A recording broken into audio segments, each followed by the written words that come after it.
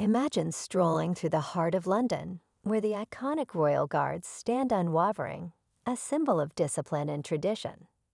Crowds gather, snapping photos, admiring their stoic demeanor. Among them is a tourist, her loud laughter and dismissive comments drawing glances. She seems intent on testing the guard's patience. With a smirk, she steps closer, mocking his stillness, as others around grow uncomfortable. Then, in a shocking act of disrespect, she raises her hand and slaps him, expecting no reaction. The crowd gasps, some pulling out their phones to record the unfolding drama. But what happens next leaves everyone stunned, including the tourist herself. What could have prompted such audacity? How will the guard respond to this blatant provocation? And what lesson does this tourist learn when her behavior meets an unexpected consequence? This story isn't just about one moment. It's about respect, boundaries, and the consequences of crossing them. Stay tuned as we dive into this jaw-dropping encounter, revealing the powerful instant karma that turned a day of sightseeing into an unforgettable life lesson. The tourist, a woman in her early 30s, had been drawing attention from the moment she arrived at the palace gates. Dressed in bright, flashy clothing, she carried herself with an air of entitlement, speaking loudly about how silly she found the guard's tradition. Her companions seemed uneasy, but she brushed off their concerns, laughing as she declared she was going to test if they're even real. The royal guard she targeted stood tall, his expression stoic, as is their duty. He was young, but carried himself with a sense of honor that came from rigorous training and deep respect for his role. Tourists mocking or trying to provoke them wasn't new, but this encounter felt different. The woman's comments grew louder, her gestures bolder, as she ignored the murmurs of disapproval from the crowd around her. With a theatrical flourish, she stepped forward, crossing the clear boundary that every visitor is warned not to breach. The air grew tense as she reached out, giving the guard a condescending pat on the arm. When she still received no response, her smirk widened. Then, without hesitation, she slapped him. A move so sudden that even the murmuring crowd fell silent in shock. The slap echoed through the courtyard, a sound that seemed to freeze time for a brief moment. The guard didn't flinch, his eyes fixed forward, but the tension in the air was undeniable. The tourist, now emboldened by the lack of immediate reaction, laughed nervously, as if trying to play off what she'd just done. People in the crowd exchanged uneasy glances, some whispering in disbelief. Others began recording, their phones capturing the escalating drama. Her companions tugged at her arm, urging her to step back, their faces pale with embarrassment. But she brushed them off, her arrogance now coupled with a hint of nervous energy. "See," she said, loud enough for everyone to hear. "They're just statues in uniforms, totally pointless." What she didn't notice, however, was the subtle shift in the guard's stance.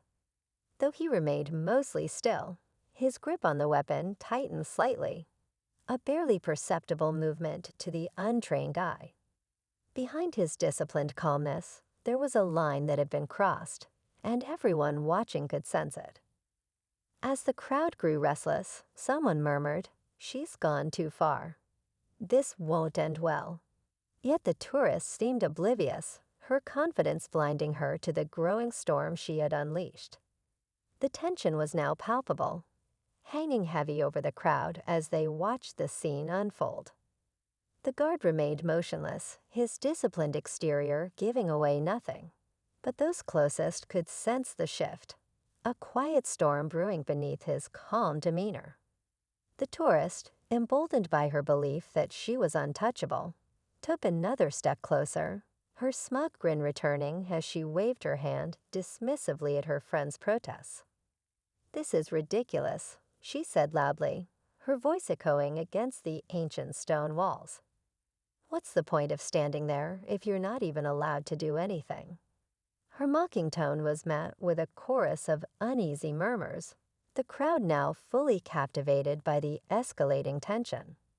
A few bystanders whispered to one another, speculating on how far she would go before facing consequences.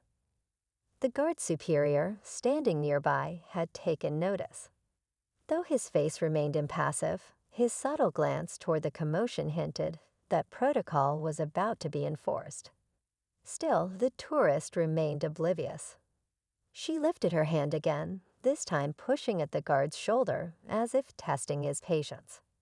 Gasps rippled through the onlookers. Then the guard shifted. It was almost imperceptible, but it sent a wave of anticipation through the crowd. Something was about to happen. As the guard subtly adjusted his stance, the tourist froze for a moment, her overconfidence faltering. Something about the stillness of the moment felt different now, an unspoken shift that everyone in the crowd could sense. She tried to laugh it off, but it came out shaky, her bravado slipping. "Oh, so now you move," she muttered under her breath, her tone less assured than before. But before she could continue, a firm voice rang out from the side. It was the guard superior, his commanding presence cutting through the tension like a blade.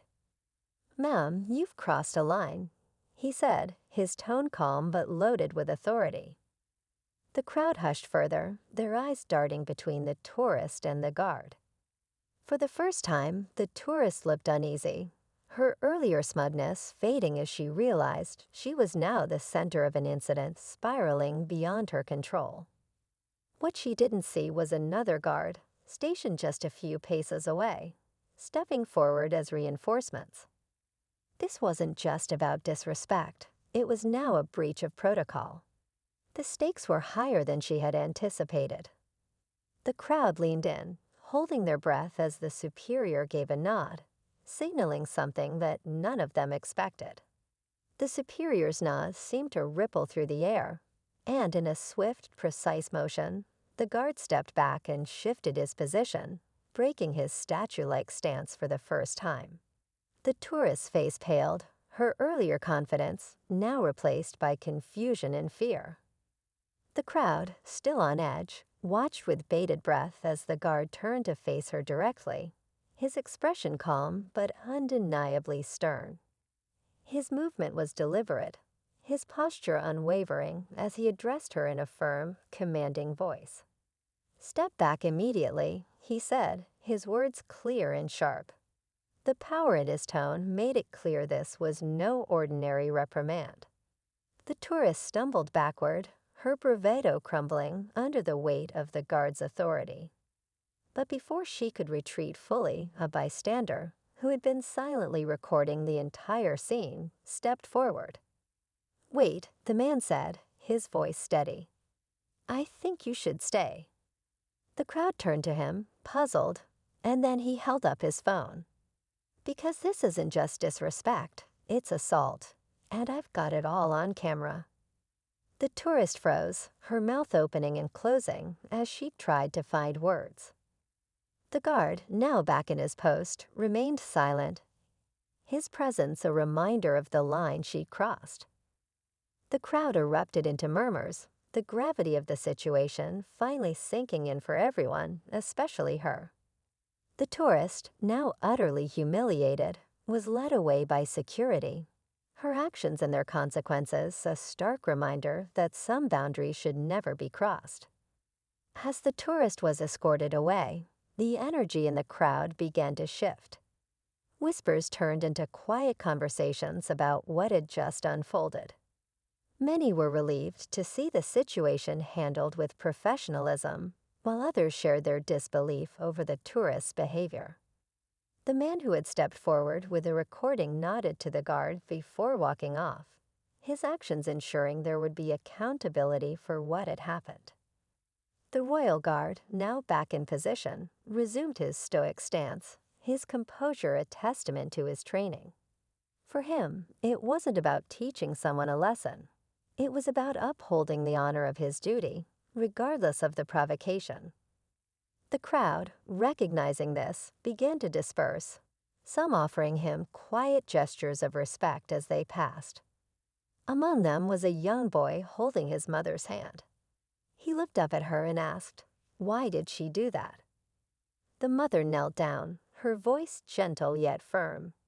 Sometimes people forget that respect goes both ways, she said. But today, I think she learned. As the boy looked back at the guard, now standing tall in the afternoon sun, it was clear the moment had left an impression. And with that, the courtyard returned to its peaceful rhythm, the day carrying on, but not without leaving a powerful reminder for everyone who witnessed it.